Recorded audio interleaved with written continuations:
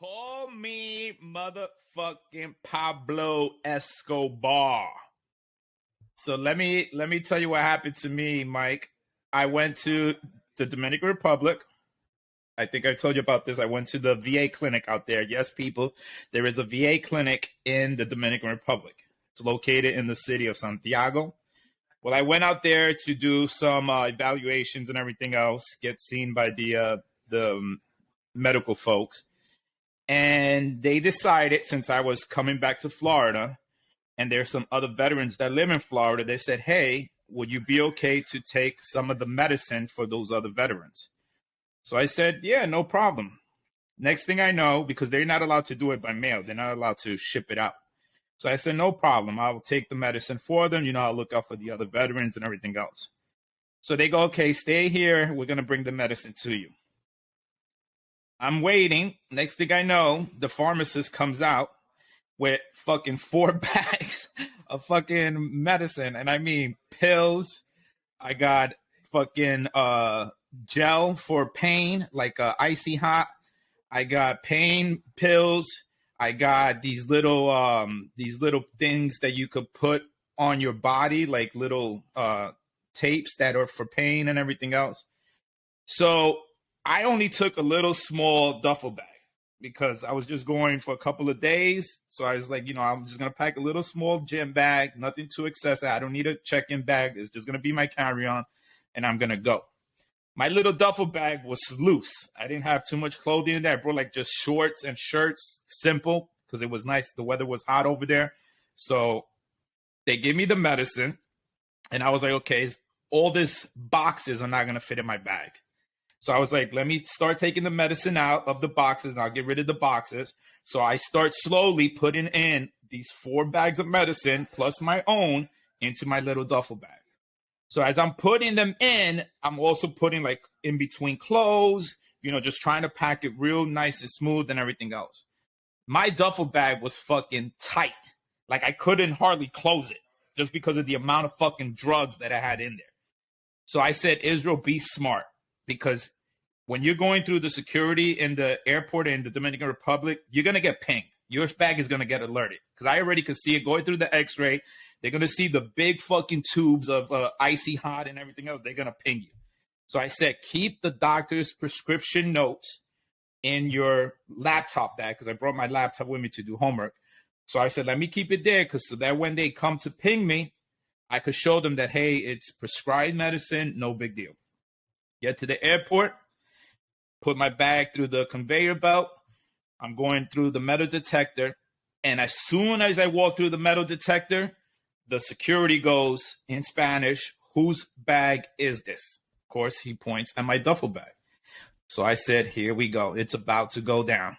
So I walk over. He says, sir, please walk this way. Can I open your bag? So and as soon as I said yes. As soon as he starts unzipping, I pulled out the prescription note, and I said, just trying to distract him because I didn't want him to fucking take my clothes out and see all these fucking pills and everything in there. So I put the fucking prescription letter in front of him, and I said, hey, just to let you know, and I'm talking to him in Spanish, I said, just to let you know, I'm a veteran. I just got out of the veterans clinic, and everything that's in my bag, it's prescribed medicine from the doctor. So he looks at me, he goes, veteran clinic? And I was like, yes, I'm a veteran. There's a hospital here for veterans, and that's where I was at. And this is my medicine. This is from the doctor. I never heard of the veteran clinic here in Santiago. Luckily, that before I left, as a little going away, they gave me a hat that said the name of the clinic. So I had it on, and I said, look, this is the name of the clinic. It's called the Eye Wellness Veteran Center. And he's like, as I'm talking to him, he's starting to pull stuff out. And I'm like, oh, fuck, man. Because if he sees all of this, he's going to probably confiscate it. And everybody's going to lose their fucking medicine. Next thing I know, there's a security guy that's overseeing the way they do security. And he heard me kept saying, veteran, veteran. So he looks at me. He goes, you're a veteran? And I said, yes, I'm a veteran. He goes, let him go. So the guy goes, what? He goes like, just let him go. If he's a veteran, just let him go. So I was like, woo, thank God. So I close up my bag.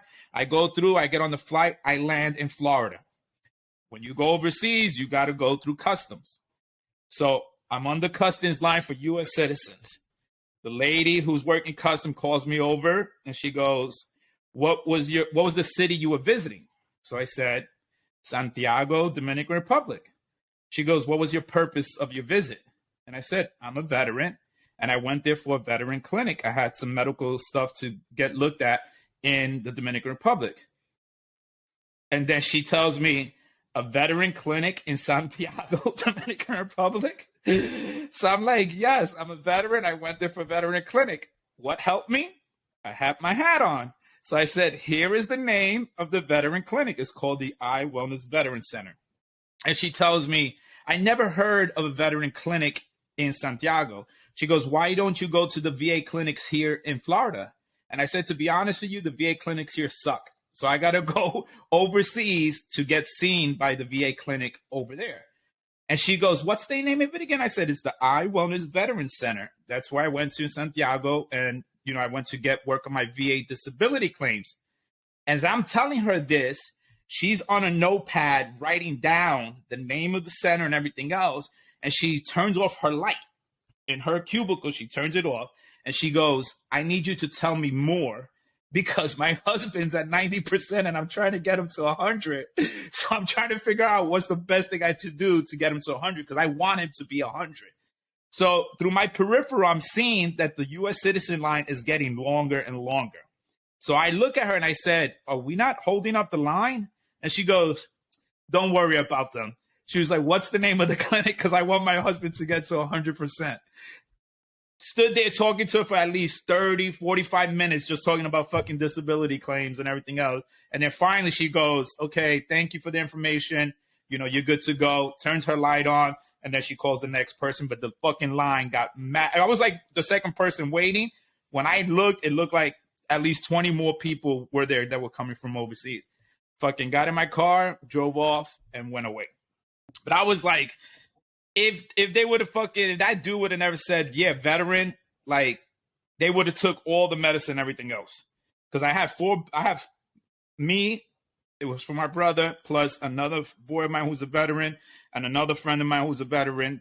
They couldn't send it to me, so they're like, hey, take it to them. And they wanted me to fucking carry these 4 bags. And I was like, I'm not going to carry all these bags through there. I was like, I just might as well just take them out of their boxes, put in my suitcase, and just take the chance there. But luckily, the doctor gave me all the prescription letters and everything else.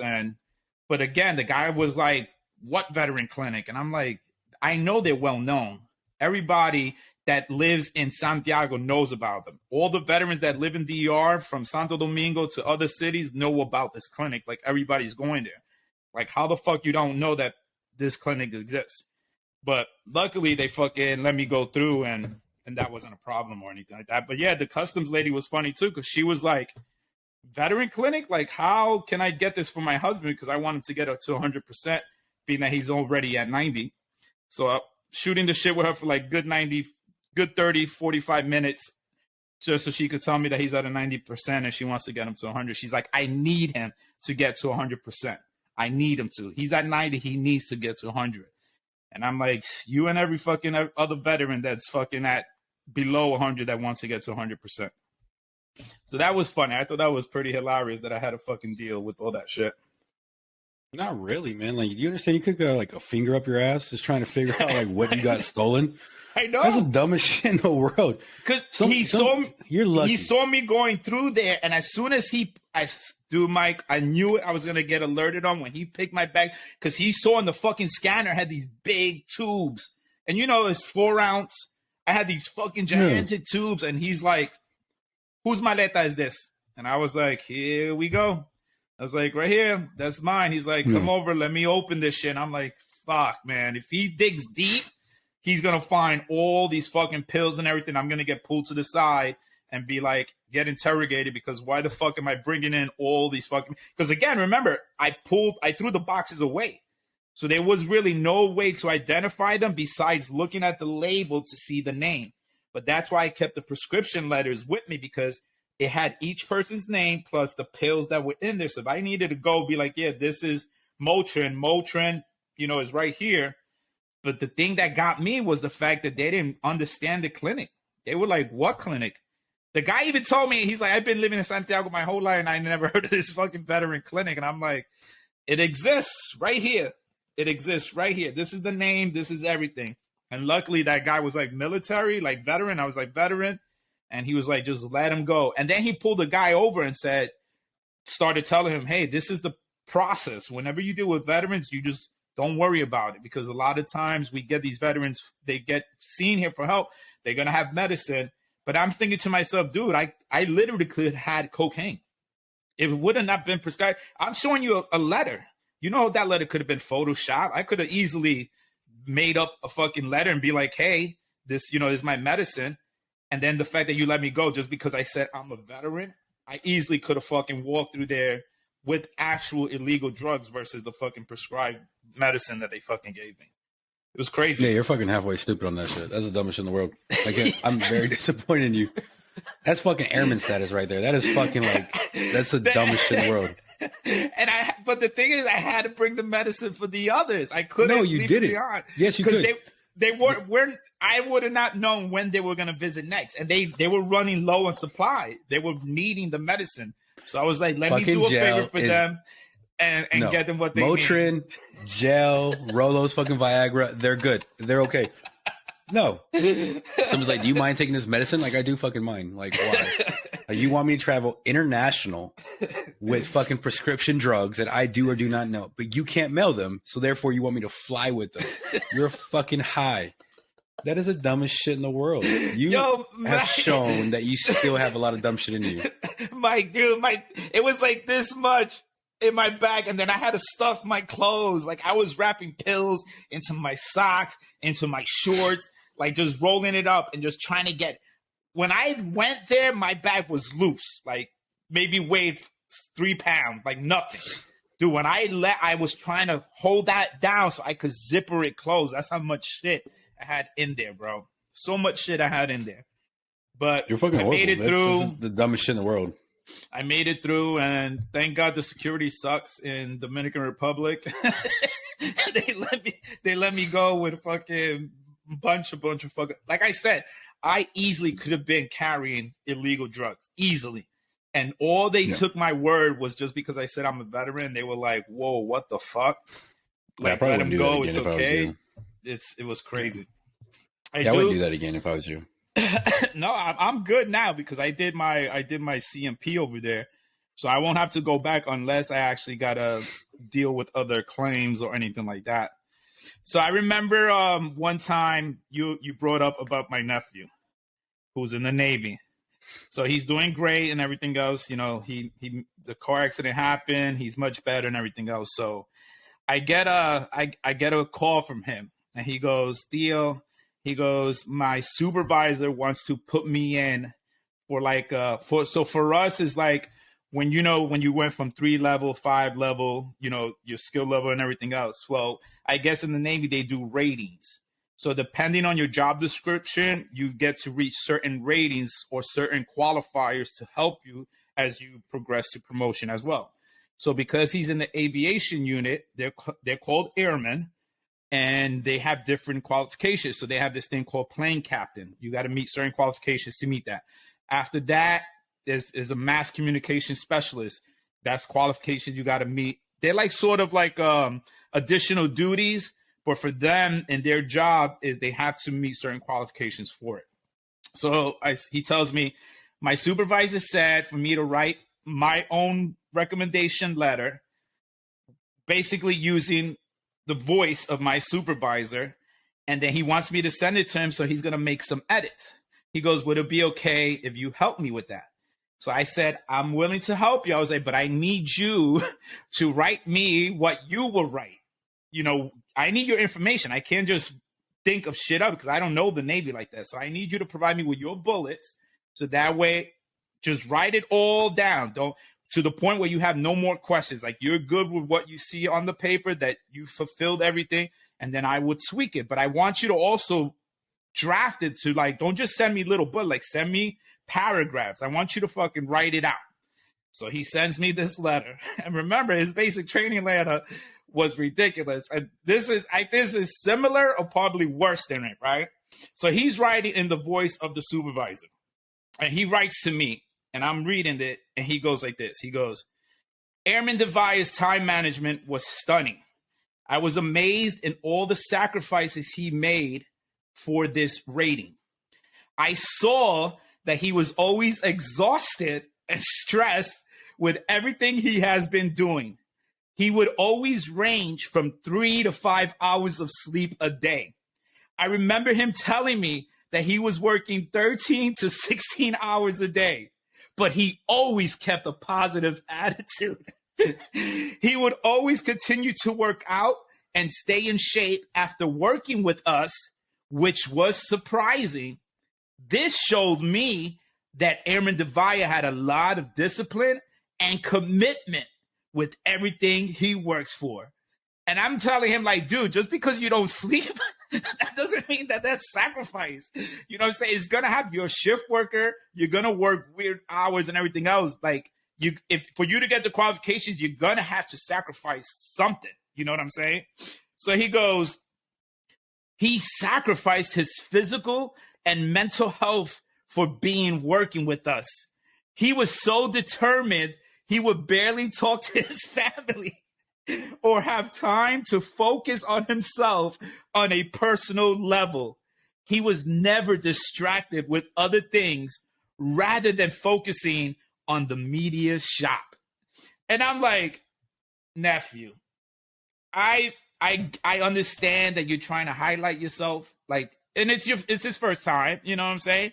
I was like, but you're contradicting yourself when you're saying that you're not doing things for your mental health, your well-being, or anything like that, but then you're trying to show that you're going above and beyond by sacrificing this and that. That's contradicting yourself. Because if you're going to show that you're sacrificing things like that, why are you going to state that you're not getting sleep? Because now I'm going to think like, yo, are we overworking this guy? Like, why is he not getting sleep as an E3? You know what I'm saying? Like, why is he not doing what he needs to do? Because now you're putting yourself at risk at the job. Safety becomes an issue because now I'm saying you're tired. So I'm like, got it. First time, this and this and that. So this mother effer tells me, help me with the edits. So last night I'm working on it. I revise it, send it to him. And I say, hey, did you get my email? He goes, oh, my supervisor already wrote it. I was like, you motherfucker, man. Why'd you waste my fucking time then if your supervisor already fucking written the whole fucking recommendation? Why are you wasting my time for me to help you? So I tell him, send me what your supervisor sent. He sends it to me, and I'm like, mine was still better. You need to use your uncle's. Your uncle's was better. I had no idea, no Navy jargon or anything like that. I was just like, let me think of Air Force terminology. I even wrote it on the Air Force letterhead, and I sent it to him on the Air Force letterhead, and I said, here you go. This is official right here. This is how you need to send it. But I always tell him, you're not a fucking airman. You're a bullshit airman. He goes, oh, but in aviation, we're called airmen. I was like, you ain't airman. Unless you're Air Force, that's the only fucking airman I know. But yeah, he was like, I barely talk to my family. That's how much I sacrifice. I don't, my mental health and well-being, I don't really pay attention to because I'm so focused on fucking trying to get these qualifications and everything. I'm like, so it turns out that the mass communication specialist rating he's going for has to deal with him being able to do like AFN. Remember AFN? Armed Forces Network, people who worked in public affairs, worked the radio or whatnot. He's trying to do that for the Navy. So he was taking pictures. He was taking some action shots. And I guess he wants to do that more than what he was doing with aviation. Because I guess aviation, he was a mechanic. Plus, he had to clean the jets, launch the jets. I told him I think that's pretty cool that you're like, they're on the carrier. They're the dudes like marshaling them out, sending them out and everything else. So I told him that was cool. But then he got picked to do, additional duties and stuff like that, which he hated. But I'm like, dude, you're on bottom of the totem pole, man. What do you expect? E1s to almost E4s, you're going to get shit detail. That's how it is in every fucking branch. They're going to tell you. I remember in the command post, we used to fight all the time because they said, hey, we need some of your airmen to go pick up the rocks and move the rocks from the sidewalk into the grass or whatever. And my command post chief used to be like, we can't do that because according to our AFIs, we don't do detail like that. We don't do those type of base detail. But I told him, I said, every branch has it, man. Every branch has E1, E2, E3, E4 that says, hey, go fucking pick up garbage from the grass, or go fucking do this, or do whatever and everything else. So I told him, I was like, just take it. I mean, you can't really complain. But I guess in this generation of military, they can complain because he gripes, you know what I'm saying? And the fucking supervisors try to change him because now they're thinking it's a mental thing. So when they see their little young fucking seamen or airmen or privates or whatever that they're complaining about this and this and that, they automatically got to think about mental health. Okay, let them go see the chaplain. Let them go see the first shirt because maybe there's something more personal that's wrong with him versus him just not wanting to fucking do the fucking base detail. But I just thought it was funny. He sent me that shit. I told him, I was like, dude, you need to read more books because your writing skills is fucking terrible. Your writing skills are horrible, man. I was like, read more books because that will help you on using, words and sentences and everything else and go from there.